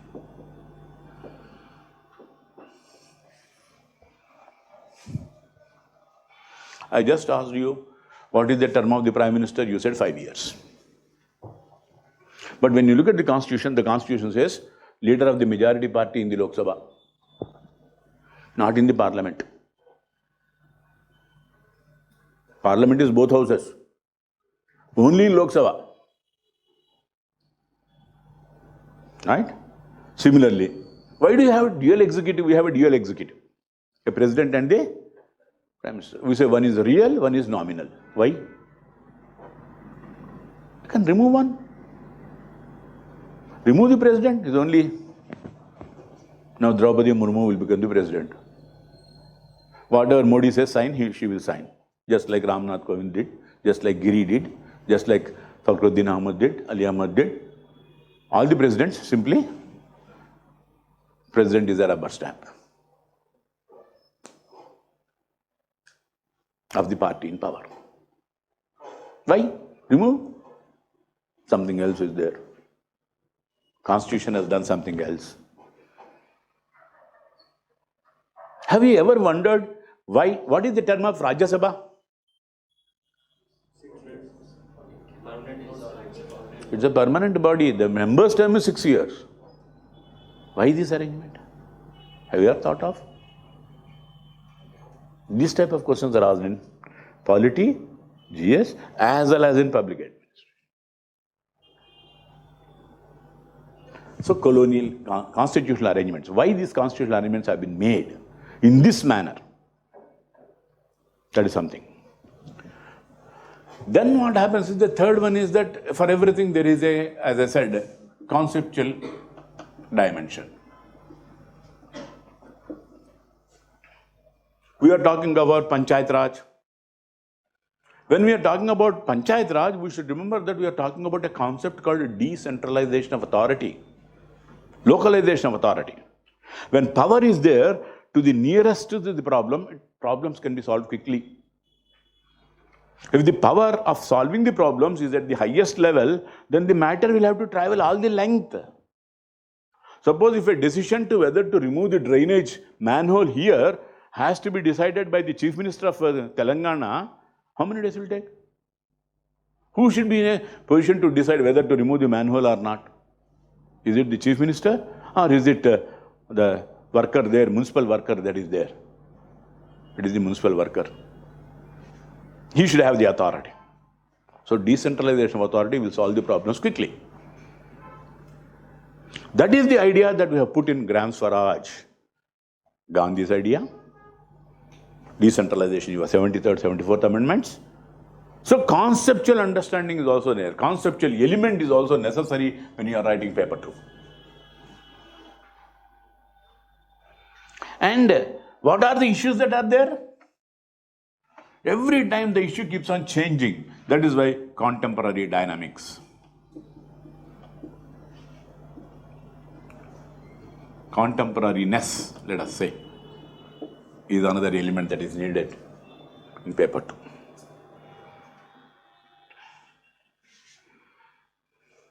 If there is a debate between secularism and fundamentalism, that may be the issue on which the government may, the UPSC might be asking you a question saying, now whether you prefer secularism or whether you prefer fundamentalism. Or what is secularism? Do we have proper secularism? Or is it, as somebody said, pseudo-secularism? They may ask you a question. So you'll have to understand what is secularism and whether India comes under the particular category of secularism, or is it something like a pseudo-secularism? Or is it secularism in another way? Right?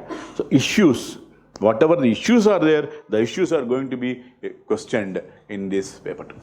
In paper 1 also the same thing. So in paper 1, these two will form important elements.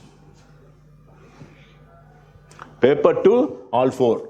This is paper 2, all 4. General answers. Paper 1.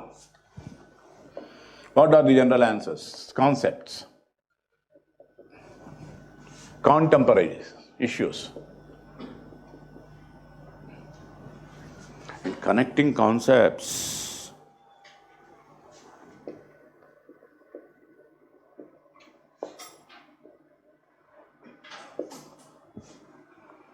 Concepts are not independent. As I said, you have a story, continuity. I said F.W. Taylor. He has given an idea called scientific selection and scientific training of people. That is the basis of personal administration. You want to choose the right man for the right job. So there, when you are writing something, you are taking an idea from F.W. Taylor in organization theory, paper 1, topic 2, and putting it in the 11th topic or 9th topic. What is it, personal administration here? 9th topic in paper 1. Right. So you are taking a concept from paper 2, paper 1, second topic, and connecting with paper 1, 9th topic.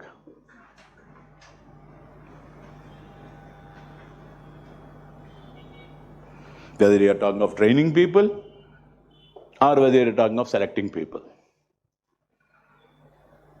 Why do you want to join the civil services? All of you are qualified, you can get a job anywhere. No? Because you don't get a job anywhere, you are coming for civil services? What is so important? Why are you not going into the software and other industries?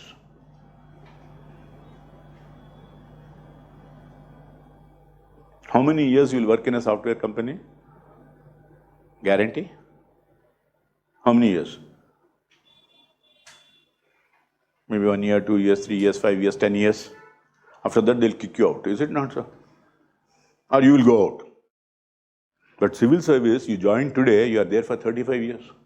Security, motivation. We talk about Maslow, who talks about motivation theory. People seek security. Not only security of life, security everywhere. Financial security, employment security, economic security. All these are provided in the civil services. Is it not so? And further, you have a prestige and a power. If you say, I'm a software analyst in Microsoft, nobody bothers. You simply say, I'm a SI in a police station, what happens? Who gets more respect? SI gets more respect and more privileges. SI's salary is much less than what you get. Maybe you are getting 40 lakhs or 50 lakhs. SI may be getting only 30 lakhs. But still, he will get more influence than you. Governments give that. So everybody wants to join the government for the sake of prestige, security, power, authority, influence. You see? Even if you go to a temple, go to Tirupati, if you are an IAS officer, you'll get a VIP ticket. Immediately you'll go and have darshan, and there you can, how much time is allowed for an ordinary citizen before the Lord? How many minutes? 2 minutes, that is 120 seconds. 15 seconds or 20 seconds, not more than that. By the time you enter that, that's like throwing you out. Already you are out. But suppose you are an IAS officer. Just imagine. Sir, parvaled. Everybody stopped. Wait. VIP. Prestige. See, these are the things that are there in the civil services. So, the value of civil service is much higher than whatever the private employment you get. Because in private employment, you only talk about money. In public employment, talk about money, prestige, status, influence, security, economic security, other things are there. Right? So, motivation theory, Maslow, is seen in public administration. So, theory is not just a theory. The public administration theory has a practical orientation. And all of you are somehow or other applying these theories. Suppose a servant is there in your house. Will you be angry with that fellow or will you be friendly with that fellow? Angry. If you are angry with that fellow, what will happen? You stop coming. So what do? Be friendly with him. Even though you have anger, you suppress your anger and say, oh, how are you? What is this? How is this? Why you are not coming yesterday? What happened? See, human relations. That is another theory. You see? Whatever we do in our life are theorized. Whatever we are doing in our life, day, every day we keep on doing it, but we don't put a conscious thought to it. So what public administration basically does is, it helps you to put a conscious thought into your mind and says, this is what you are doing for this purpose. That's all. So this is what is public administration. You have anything to ask me? You can ask me. What I want to tell you, I told you. Monologue. Now you can have a dialogue. Whatever you want to ask me, you can ask me.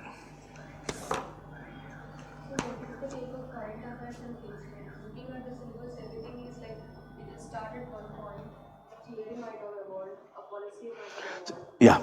Generally what happens is, when you're looking at current events for public administration, what you should do is, you should not take every day, day to day. Say for example, today some event has taken place. The event will progress. It doesn't die there, that day. So it will progress in a second day, third day, fourth day. Somebody will write something else. The editorial would be there. Some other newspaper would be there. Something else would be there. Ultimately, a policy may come. So what you'll have to do is, you have to follow that event continuously to find out what could be the policy. So continuity, contemporariness, that is very important. So that way you can find what is an important issue in the present year. That sometimes it could be economy, sometimes it could be something else, sometimes it could be diseases, sometimes it could be disease management. Whatever is that, one event will occur and the event will slowly progress. If it dies off, it is not going to be of any significance.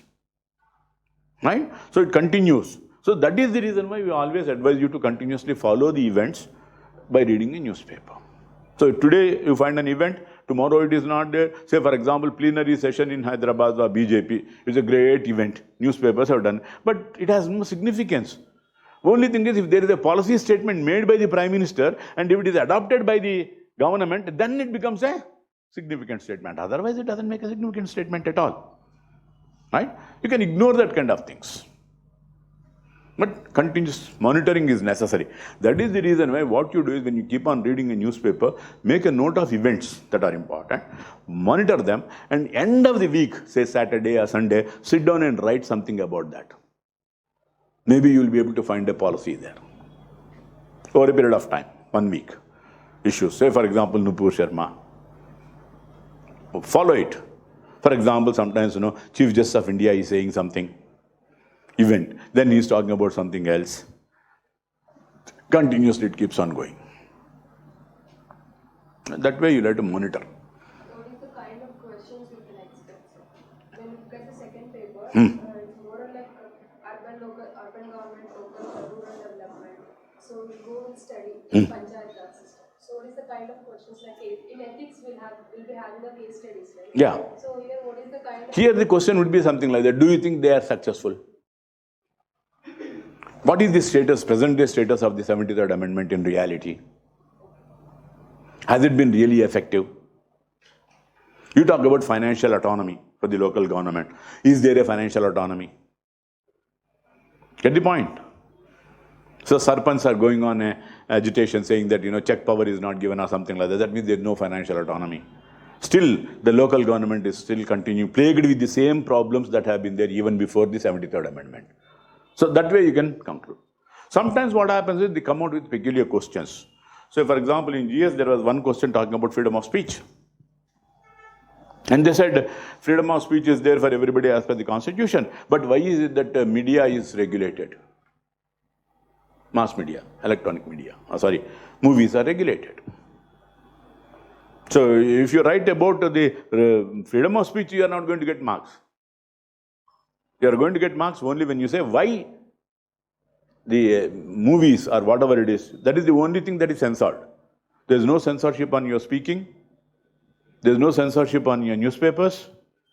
There is no censorship on your TV. There is censorship only on movies. Why? Movie is also a freedom of expression of thought, art and expression of thought. Why is that? So these kind of questions can come. Maybe they can come in paper 1, they can come in paper 2. GS, or they can come in Indian administration also. Sometimes they ask the question saying that, the Prime Minister has vast powers. And as per some article or something like that. As a matter of fact, Prime Minister of India does not have any power. If you look at the Constitution, the Prime Minister of India has no powers. The only thing he has a duty is to report to the President of India. 73rd, what is that? Article is there, some article is there. I don't remember the articles. You look at the articles when you look at it. All the powers are granted to the President of India. Financial powers, executive powers, legislative powers, judicial powers. Everything is granted to President of India. So there, you will mention, saying that the Prime Minister is only a administrator or governor of the day, but all powers are granted to the President of India because, why? India is a federation. How is Prime Minister elected? How is the Prime Minister of India elected? Who elects the Prime Minister of India? Elected representatives of state legislatures. Prime Minister of India, please. Elected members of the both. Elected members of the? Both the houses. Which house? Who elects the President of India?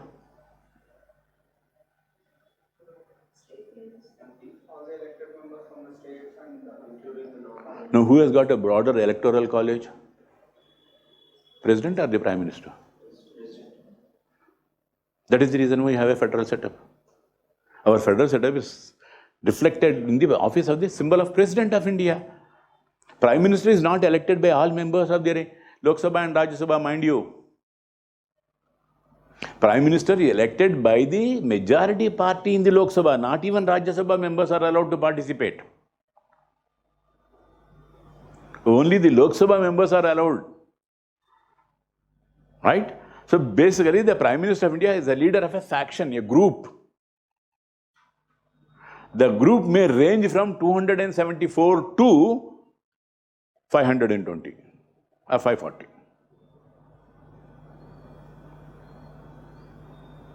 But in the case of President of India, you find that he is elected by the members of the both houses of Parliament, plus elected members of the legislative assemblies of all the states. That is the reason why all powers are granted to. And the term of the president is what? How many years? 5 years. Term of the Prime Minister? Uncertain. So who should have more authority? Regular person. President of India. You see? This is the kind of question that they ask. They twist it.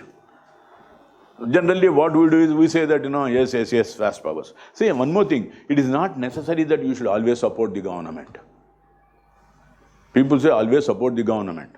But sometimes governments are also made of people. Is it not so? People also commit mistakes. Is it not so? So it's not necessary that you should always support the government. If you think what the government has done something wrong, you can always say that it's wrong. Can you convince yourself and say that the Panchayat Raj or local bodies, under the 73rd Amendment are successful? No, we find evidences which say that, they are not successful. Then why should we say that it is successful? Is it like, a person has cancer and you say that he has no cancer, that cancer is gone? You'll have to state the facts. Evidence. So facts are also necessary. So when you're putting a conceptual idea, when you're putting your argument, provide the facts also there. That way nobody will counter your answer.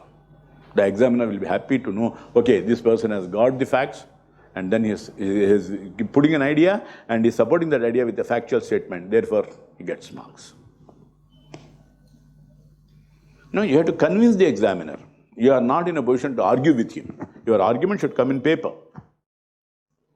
Convince him that, you are an analytical person, thinking person. This is what your thinking process is. He'll get your marks. Public administration demands that. It's a demand made by public administration that you should always be analytical and thought-provoking. Thoughtful. I don't know. There's no need for reproducing anything. No textbook need to be by-hearted, no concept need to be by-hearted. What you have to do is simply understand the concept and apply the concept. That's all. Anything else you want to ask me? You can ask me. Why the Rajya Sabha is a permanent house? Yeah, Rajya Sabha is a permanent house. Why? The reason is to check the government's functioning. Why not Lok Sabha? If there is a situation where Lok Sabha is dissolved, right? If Lok Sabha is dissolved, who is there to control the government? President has only powers, right? Rubber stamp. We thought it's a rubber stamp. He has no advisory. Who can control then? Somebody should be there, is it not? So, President. That is the reason why you find that Rajya Sabha is permanent, Lok Sabha is temporary. And in Rajya Sabha, you find that every 2 years there is 1/3 of the members retiring. So the complexion of the political party there dominating the Rajya Sabha also changes. Right? It's a very rarity that the Lok Sabha is dominated by X party and Rajya Sabha is also dominated by X party. Very rare. If it is there, it may be there for only 2 years or something like that. Generally what happens is, whichever party is there in Lok Sabha, the opposition party might be dominating the Rajya Sabha.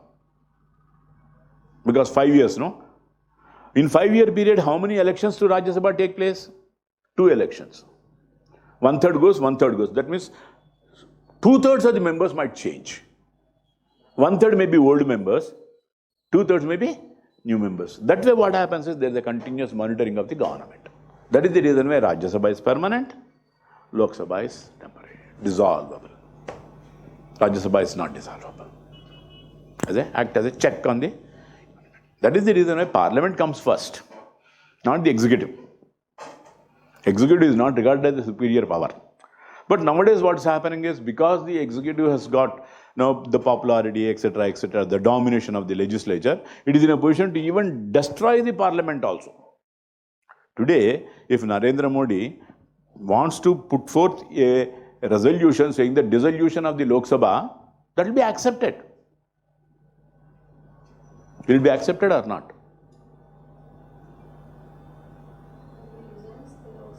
No, he says, I want to dissolve the Lok Sabha and go for fresh elections today. Will it be accepted or not?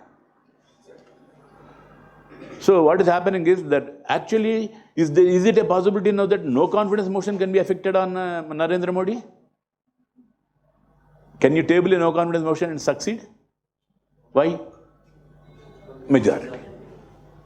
So the majority has functioned in such a way to protect the government rather than protect the people.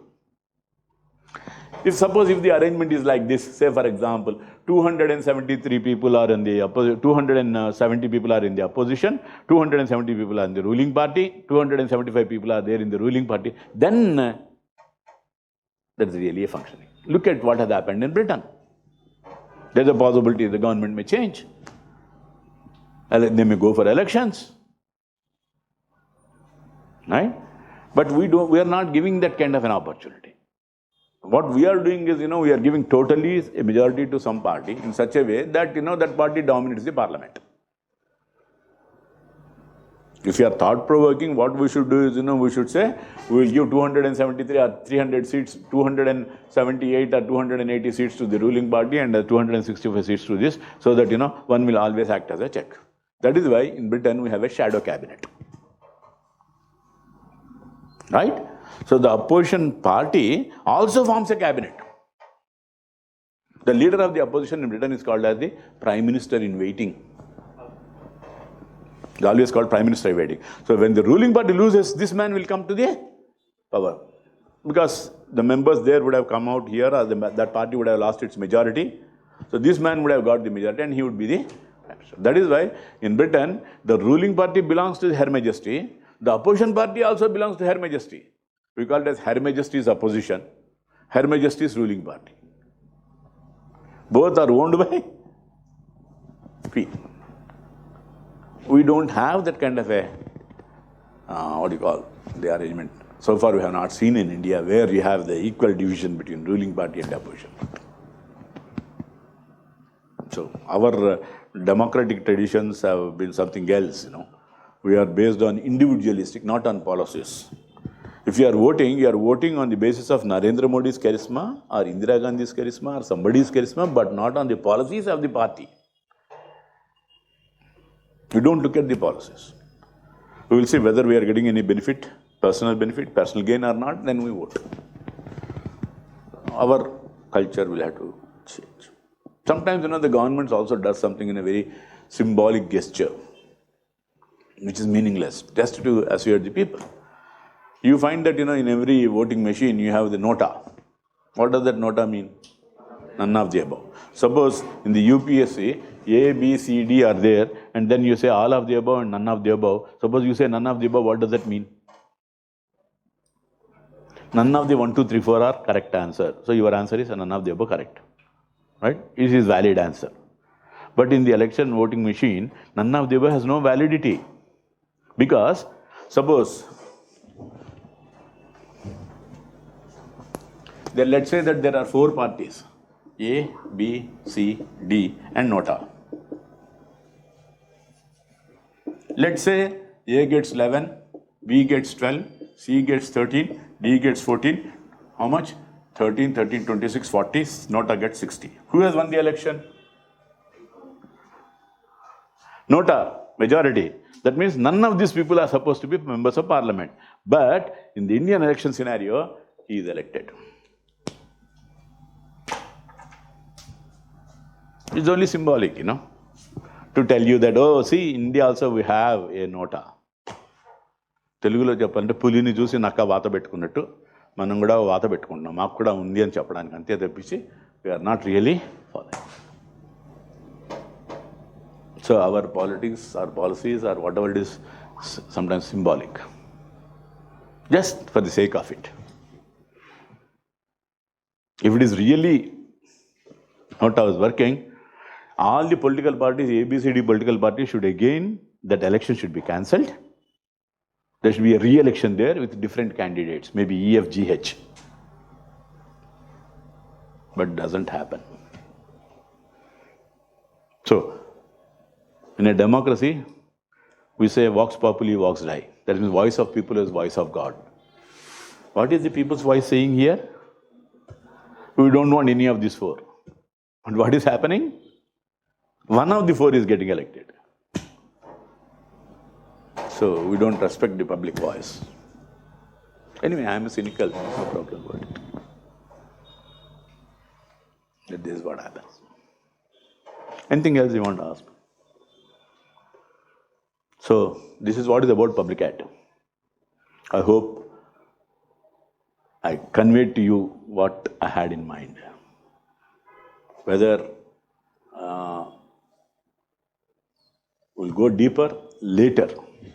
In the sense, usually what I do is first 3 days or 4 days, I don't discuss any topic. But what I discuss is, I discuss how to go about the questions, what are the types of questions, how to answer these questions, etc., etc. So we have an idea this time that, we want you to, every one of you to write some answers to questions. At least in my case.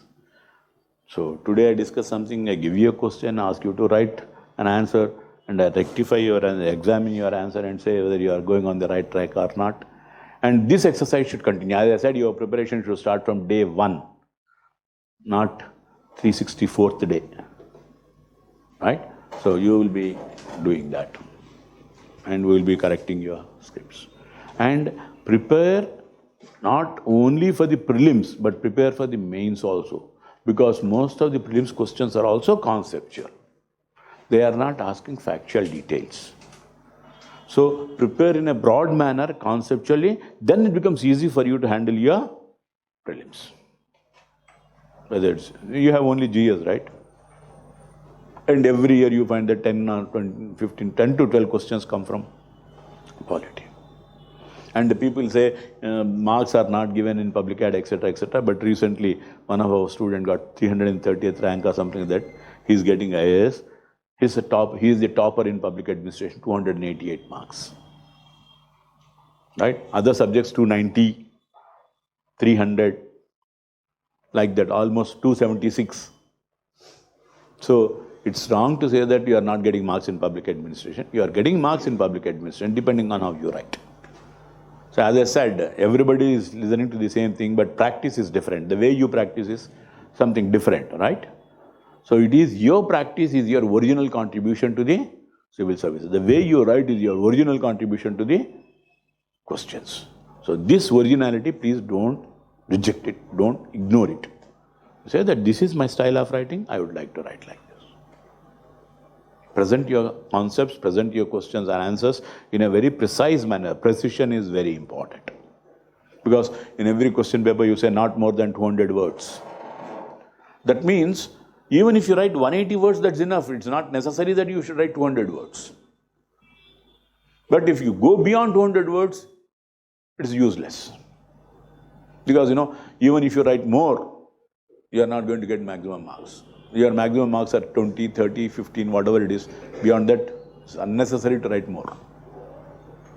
And nowadays, I don't know whether you have seen the answer scripts also. Every page, answer booklet has got a question printed. So you'll have to answer that question only in that particular page. You can't go to the next page. If you go to the next page, that is not regarded because that question and the next page is something else. Page 1, question 1, answer 1.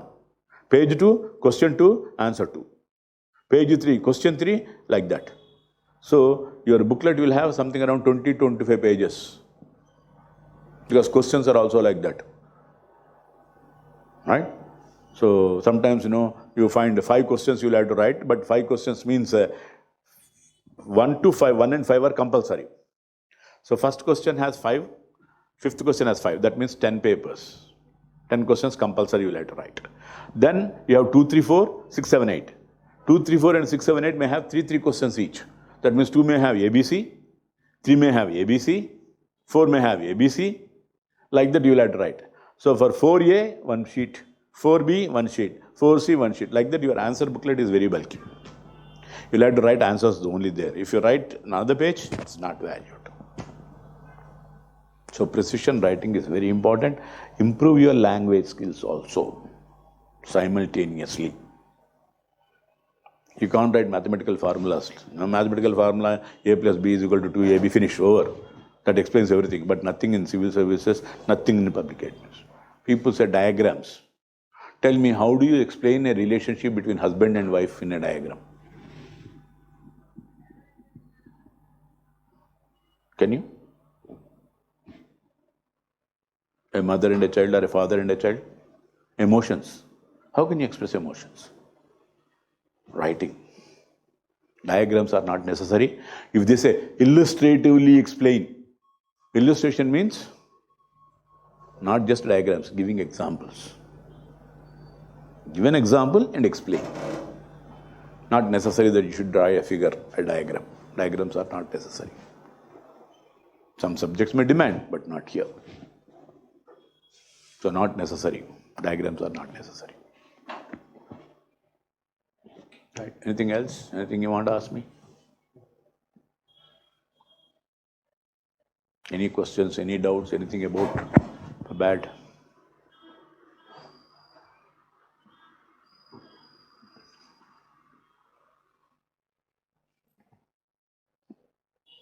Nothing? So you can take a break. You can leave. Right. Did I tell you my name? No. I think I told my name. I am Ravi Kumar. Right? If you have any doubts or anything you want to ask me, you can always ask me. I'll be here for some time. Right? Usually after the class also, I'll be here for 10-15 minutes. Okay? And if you have any doubts, please don't come before the class. Because even before the class, I'll also be working in my mind as to how to go about this topic, what should I do. After the class, you can come and meet. Right?